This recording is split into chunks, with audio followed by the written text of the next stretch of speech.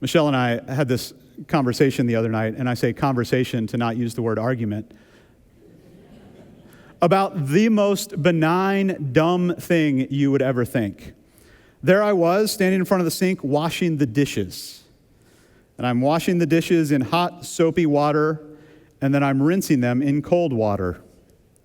And some of you are like, that's not the way you do it, which is what my wife told me. She said, that's not the way you do it. You rinse them in hot water. And I said, oh, that is not the way to do it. The hot water makes the bubbles. The cold water gets rid of the bubbles. I like the amen corner over here, okay? I honestly don't think I'm correct in this, but I wasn't going to let this die.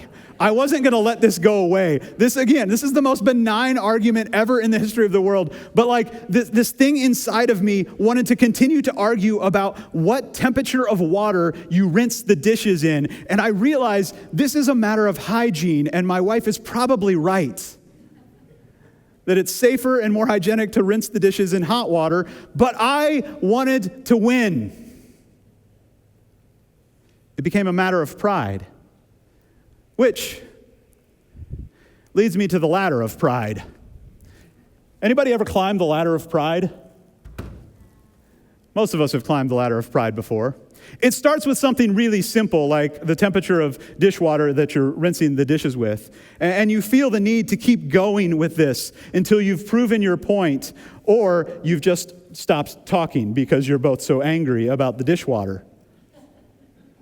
And it might move to topics that are maybe more complex, like we started with the first week that we were talking about this. Do you prefer creamy or crunchy peanut butter?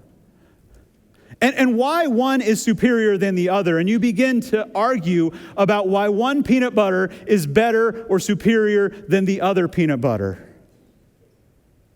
Which brings you...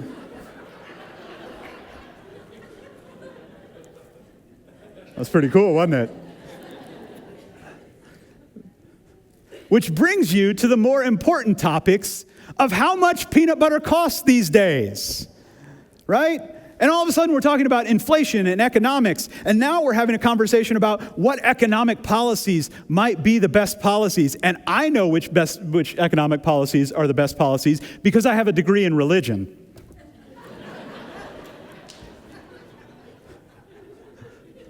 Very good economic policies there. And we begin to ascend this ladder of pride, this ladder that makes us want to win. And when all of those facts and figures and things that I know don't work, we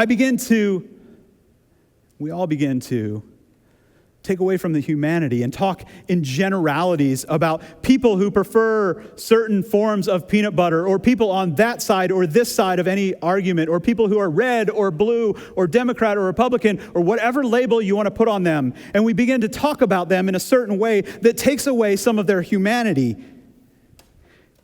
And we ascend the ladder. In fact, statistically, see, I'm going to show you a graph to show you how smart I am.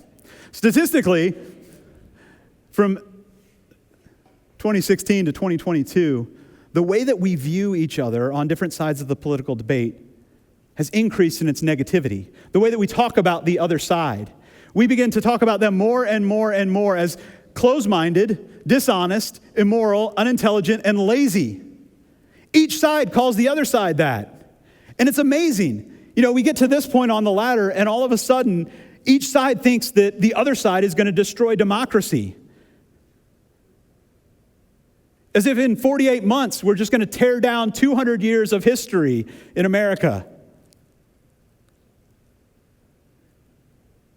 It's fascinating because 47% of Americans think that a civil war is possible within our lifetime.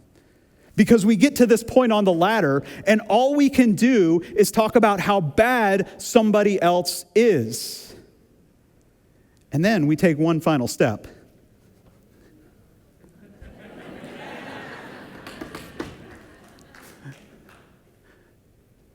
We play the God card, right?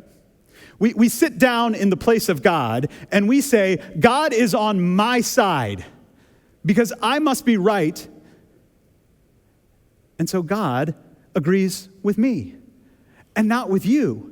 And not only does God not agree with you, but God would say that you're evil for thinking the way that you're thinking. And I sit in the place of judgment, which is only reserved for God. But I do it because I've got to win, because I've got to climb that ladder. The opposite of humility is up here.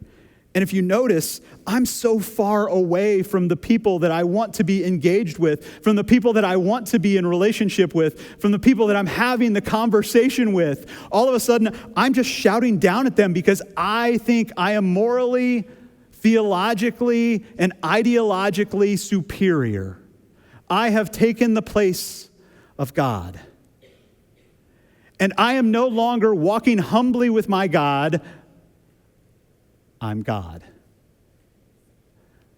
And God is walking behind me because I'm telling everybody else what God's will is.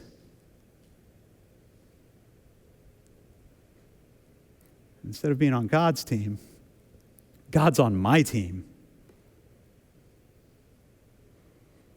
Which is fascinating because throughout the scriptures, we hear all sorts of things about how God resists the prideful and lifts up the humble.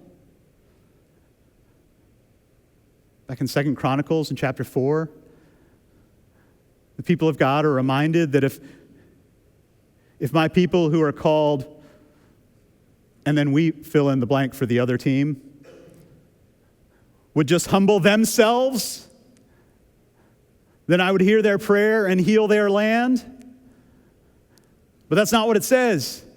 It says those people who are called by my name, God's name, not my name, not my team, not my color, not my party, not my politician. If the people who are called according to God's name would humble themselves and pray, God would hear and heal our land. God invites unity in our diversity, surrounded around him. In fact, the Greek word that Paul uses for humility in Ephesians is closely related to the word for worship. And what is the essence of worship? But then putting God back in the right place in our lives.